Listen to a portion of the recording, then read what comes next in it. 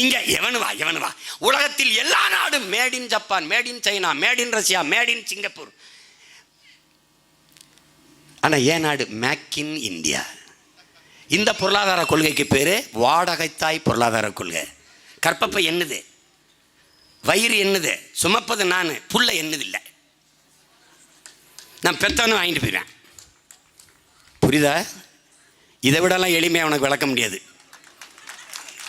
இதெல்லாம் கேட்டு எனக்கு ஓட்டு போடுவாயின்னு நான் நினச்சி பேசலை ராஜா, உருப்படுவாயின்னு நினச்சி பேசுகிறேன்.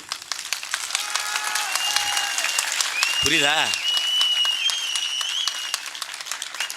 போடு. நீ என்ன என் தங்கச்சி தோக்கடிச்சா மயிரே போச்சு, சொத்தை வித்துட்டு கிளினிக் வச்சு கொடுத்து வேலையை பார்த்துட்டு கல் என்னைக்கு வருவேன். அப்போ என் தங்கச்சிட்ட ஓசியா ஊசி போட்டு வருவீங்களா, ஓட்டு போட்டியான்னு அப்போ கேட்குமா. ஓட்டு போட்டியா? இப்போ ஒரு அளவுக்கு தானே கத்த முடியும்.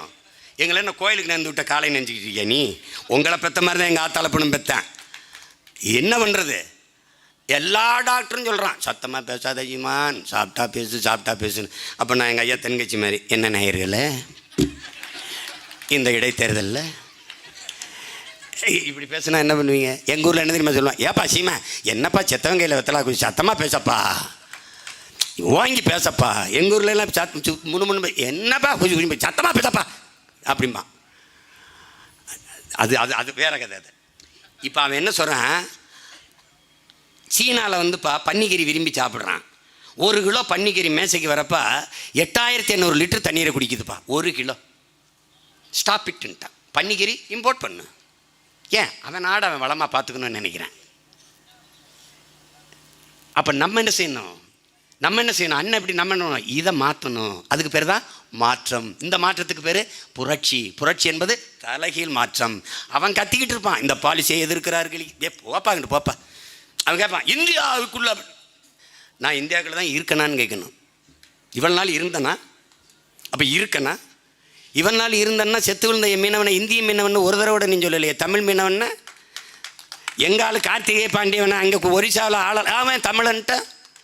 அப்போ நான் என்ன பண்ணுவேன்? ஆமாம் நான் தமிழன்ட்டேன். செத்து விழுந்தவன் இந்திய மீனவன் சொல்லலை, தமிழ் மீனவன். ஆமாம் நான் தமிழ் மீனவன்ட்டேன். தட்சாலி வரானார். ஆமாம் நான் தமிழன்ட்டேன். அதில் என்ன உனக்கு?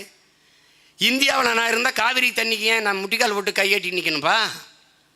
அப்போல்லாம் நீங்கள் எங்கேப்பா போனீங்க? இந்த சோகால்டு இந்தியர்ஸு, சோகால்டு இந்தியன்ஸ் எங்கே போனீங்க? தண்ணி கேட்கும் போதெல்லாம் அடித்து விரட்டி எங்கள் ஆத்தாளப்ப மயசவத்தோன்னா அடித்து விரட்டி முட்டிக்கால் போட்டு அரை நிர்வாணமாக்கி சொந்த நாட்டுக்குள்ளே மூட்டை முடிச்ச கட்டிக்கிட்டு அகதியாக வரும்போது நக்கிக்கிட்டு இருந்தீங்களா? என்னத்தை பிடிங்கிட்டு இருந்த நீ? ஒரு நாள் ஒரு பொழுது அங்கே நான் உட்காரும்போது இந்த ஆட்டத்தையெல்லாம் நீ காட்டிடுறா பார்க்குறேன். நல்ல ஆத்தாளப்புன்னு பிறந்தவன் நீ காட்டிடுறா பார்க்குறேன். நீ காட்டிடு பார்ப்போம். அது அப்படி ஒரு ஆள் இருக்கணும்ல. எங்கள் பெரியவர்கிட்ட கேட்குறாங்க உங்களுக்கு கோபம் வருமானு. என் இனத்துக்கு எதிராவது பேசிப்பார் செஞ்சுப்பார், அப்போ தெரியும் என் கோபம்ன்றது. அவன் பிள்ளையை நாங்கள் எப்படி இருப்போம்னு பாரு. சும்மா போட்டு இந்த கொள்கையை தகர்க்கணும். தற்சார்பு பொருளாதார கொள்கைக்கு வரணும். நான் சொல்லலை, அண்ணல் காந்தி கண்ட பொருளாதார கொள்கை. நம்முடைய தாத்தா காந்தியினுடைய நேரடி உதவியாளர் ஜே.சி. குமரப்பா கண்ட பொருளாதார கொள்கை.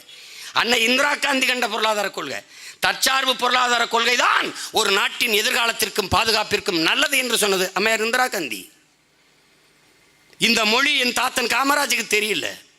இவர்கள் படித்தவர்கள். என் பாட்டன் படிக்கல, என் தாத்தன் படிக்கல. சென்னை மெரினா கடற்கரையில் மாநாட்டில் பேசுகிறான் கிழவன். என்ன பேசுகிறான்? ஏப்பா ஊரான் நாட்டில் போய் சோத்துக்கு கையேந்துறதுக்கு அப்பா போராடி சுதந்திரம் பெற்றோம். கூழோ கஞ்சியோ என்ன இருக்கோ குடிச்சிட்டு நிம்மதியாக படுப்போங்கிறான். இதான்டா தற்சார்பு. இதான் தற்சார்பு. நீ ரொம்ப நாள் வேணாம், ஒரே ஒரு பீரியடு 5 முறை 50 ஆண்டுலாம் இவங்களுக்கு கொடு, 5 ஆண்டு என்று கொடு. தற்சார்புனா என்னன்னு தெரிஞ்சுக்க. மாடு நான் வளர்க்குறேன், உழவு மாடு வளர்க்குறேன், அதை வச்சு உழுகிறேன். அவன் என் தோழன்.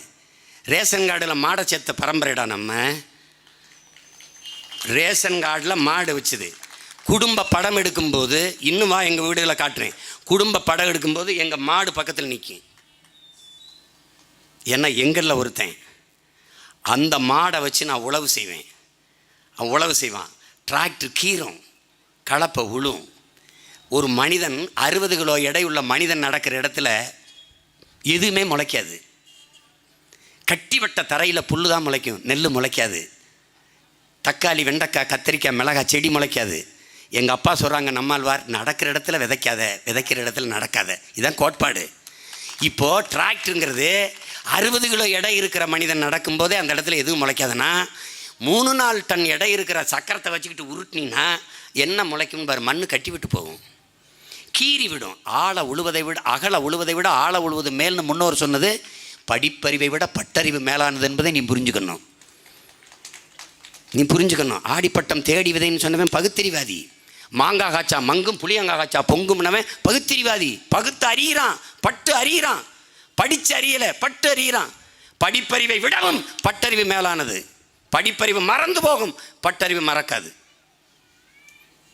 அதை நல்லா கவனிச்சுக்கணும். அப்போ கலப்பை வச்சு நான் உழுவான், என் கூட வருவான்.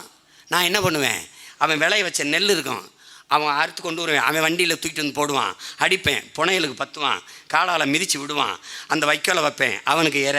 அப்புறம் இந்த பாருங்க, அதுதான் அப்பா சொல்கிறார், அடி காட்டுக்கு நுனி, அடி காட்டுக்கு நடு மாட்டுக்கு நுனி வீட்டுக்குன்னு. இப்போ அடி இருக்குது, நுனி இருக்குது, நடு இல்லை. குட்டை பயிராக கொண்டாந்துட்டேன். ஏன்? மாட்டுக்கு தீவனம் இருக்கக்கூடாது. மாட்டுக்கு தீவனம் இருந்தால் மாடு வளர்ப்பான். மாடு வளர்த்தா உழவு எந்திரம், டிராக்டர் வியாபாரமாகாது.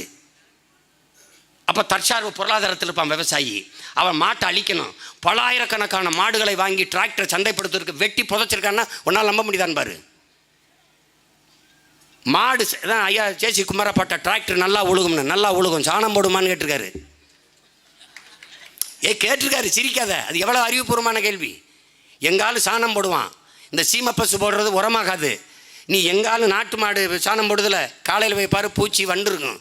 இந்த சீம மாடு போடுதில்ல, அதை போய் பாரு, அப்படியே காற்றுல கஞ்சி பறந்து போயிடும், உரமாகாது. எங்கள் நாட்டு மாடு கண்ணுக்குட்டி போடுவான், அவுத்து விடு நிற்காது. அவன் கண்ணுக்குட்டி போடுவான், அவுத்து விடு நகராது. சிரிக்காத ப்ளீஸ், சோதிச்சுப்பார், ஒரு தடவை சோதிச்சுப்பார், அண்ணன் சொல்கிறேன்ட்டு. அப்போ என்ன தெரியுது, இவன் உழுவான், புனையில் அடிப்பேன், நெல் எடுத்துகிட்டு போவேன், அவிப்பேன், அரைப்பேன், தவிடு அவனுக்கு, அரிசி எனக்கு, தவிடு அனுப்பி அதில் பாதி அவனுக்கு உணவாக போடுவேன், சாப்பிடுவேன். மிச்சச்சோறு வடித்த கஞ்சி அதில் ஊற்றி தொட்டியில் ஊற்றுவேன், சாப்பிடுவான். என்னோடே இருப்பான். உழுவான், மறுபடி உழுவான், சாணம் போடுவான், சாணி குழின்னு வச்சு அதில் சேமிப்போம். 6 மாதத்துக்கு அப்புறம் மக்கி போய் உழவுக்கு முன்னாடி அவனே வண்டியில் தூக்கிட்டு வருவான், வெட்டி கொண்டு வயலில் வீசுவோம், உரம். இது இந்த சுழற்சி முறை இருக்குல்ல, இதுதான் தற்சார்பு. இதுக்குள்ளேயே இருக்கும். புரியுது நினைக்கிறேன். அவனே என்னோட உழைப்பான், அவனே உரம் தருவான், எல்லாம். அதுதான் தற்சார்பு. அந்த வாழ்க்கை முறையை தகர்த்தான். அதுக்கு தான் என்ன பண்ணா, நாட்டு மாடு இருக்கிற வரை, உழவு மாடு இருக்கிற வரை உழவு எந்திரம் டிராக்டர் விற்பனைக்கு வராது, அதனால அதை அழிக்கணும். அதுக்கு தான் ஜல்லிக்கட்டுக்கு தடைன்னு வந்தான். வேற ஒன்றும் இல்லை. நல்லா கவனிச்சுக்கணும். இப்போது இந்த இயற்கை உரம் என்பது இயற்கை வேளாண்மைங்கிற, ஆடு மாட்டு கழிவு இல்லாத இயற்கை உரம் என்ன உனக்கு ஏது? இயற்கை விவசாயம்னு சொல்கிற வெக்கமாக இல்லை, விவசாயமே இயற்கை தானே.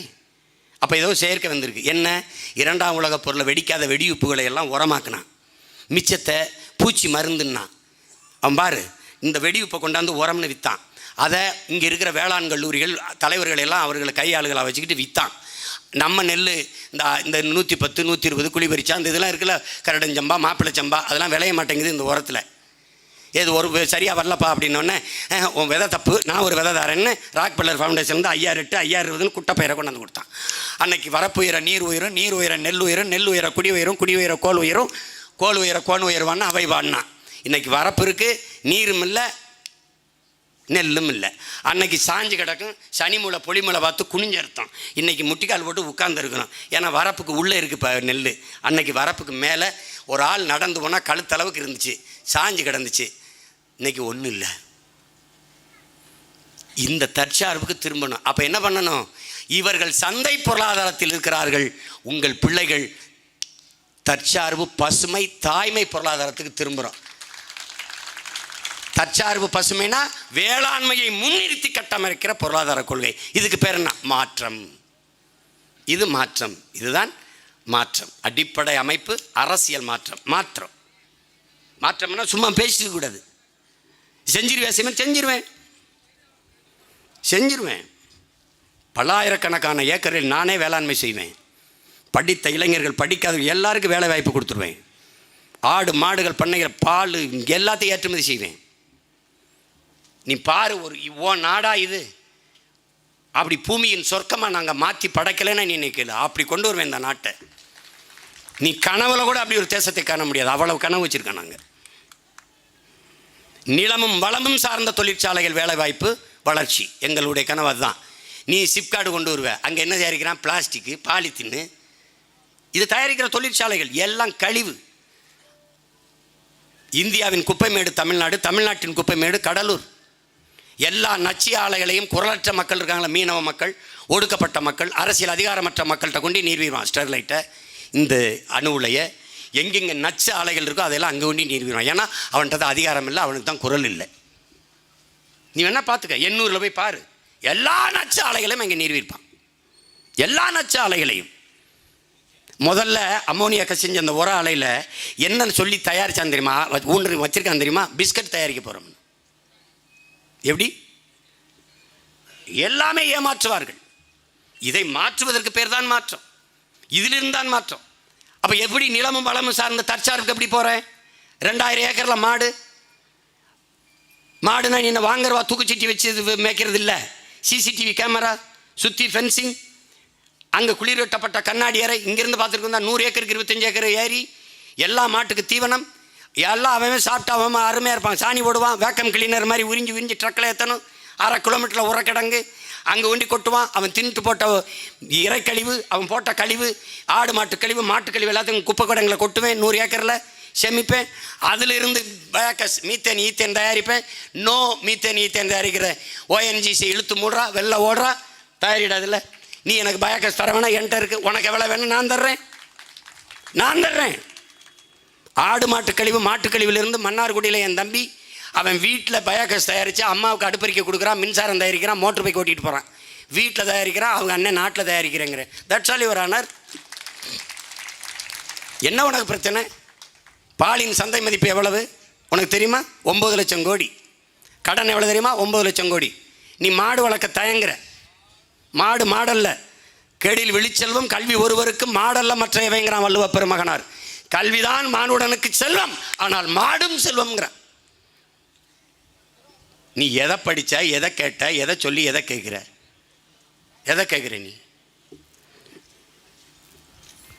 நீ தற்சார்பு பொருளாதாரத்துக்கு வரணும். எல்லாவற்றுக்கும் பிரிதொரு நாட்டை சார்ந்திருக்க கூடாது. ஓ நாடு பாரு, பாதுகாப்பு கருவி, துப்பாக்கி ஆற்ற வாங்குது, பீரங்கி ஆற்ற, போர்க்கப்பல் ஆற்ற, ரபேல் விமான ஆற்ற வாங்குச்சு. ரபேல் பிரான்ஸு, இஸ்ரேலில் இராணுவம், பீரங்கி. எல்லா நாடுகள்கிட்டையும் துப்பாக்கி, தோட்டா, பீரங்கி, வான்படையெல்லாம் வாங்கிட்டு எந்த நாட்டோட சண்டை போட்டு என் சொந்த நாட்டு மக்களை காப்பாற்ற போகிறேன் நீ சொல்லு. சரி, ரஷ்யா பிரான்ஸ் ரபேல் விமானத்தை விற்கிது, போர் விமானத்தை. இந்தியாவுக்கு மட்டும்தான் விற்பேன்னு சத்திய பிரமாணம் எடுத்திருக்கானா? பாகிஸ்தான் கேட்டால் கொடுக்க மாட்டானா? அவனுக்கு வேண்டியது வியாபாரம், அவ்வளோதானே கொடுப்பான். நீ இப்போ என்னதான் செய்வ? நீ என்ன தயாரிப்ப? சாம்பிராணி, ஊதுபத்தி, கற்பூரம், கொசுவர்த்தி, வேற என்ன தயாரிப்ப? அதிகபட்சமாக குவாட்ரு, பிராண்டி, ரம்மு, ஜின்னு, விஸ்கி, கல் மது குடிக்கப்படாது. கல் மது, இந்த சாரா, இந்த இவங்க விற்கிறாங்கல்ல, இந்த பீரு, பிராண்டி, விஸ்கி, ரம்மு, ஜின்னு, ஒயின்லாம் கோயிலில் கொடுக்குறாங்களே, தீர்த்தம், புனித நீர். அதனால அதை வாங்கி நல்லா நீங்கள் குடிக்கலாம். ஏய் அண்ணன் ஒரு சத்தியம் சொல்கிறேன், இவங்களை ஒழிக்காமல் நீ நல்ல அரசியலையோ நல்ல அதிகாரத்தையோ ஆட்சியோ நீ அமைக்க முடியாது.